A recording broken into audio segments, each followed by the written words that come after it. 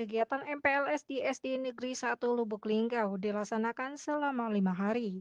Yuslina SPD mengungkapkan bahwa sebanyak 190 peserta didik tahun ajaran 2025, MPLS SD Negeri 1 Lubuk Linggau diisi dengan berbagai macam kegiatan.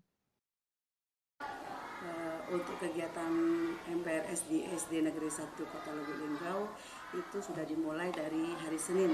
Insya Allah itu hari Sabtu itu penutupan. Jadi kegiatannya selama 5 hari. Untuk hari pertama pengenalan lingkungan itu di ruang pengenalan gurunya, pengenalan ruang kelasnya, kemudian ruang untuk buang air kecil, WC, kemudian tempat jajan. Jadi lingkungan sekolah itu yang pertama. Kalau untuk ruang belajar kita ada 8. Ada 8 ruang belajar. Jumlah siswa kalau tahun kemarin kita 182. Untuk tahun ini 190.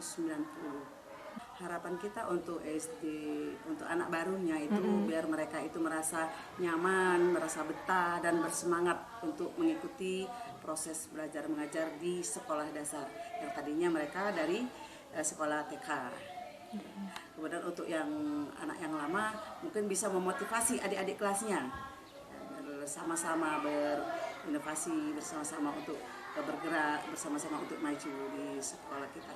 Kalau untuk tenaga pengajarnya, kalau keseluruhannya itu ada termasuk yang tendiknya juga itu ada 15 orang.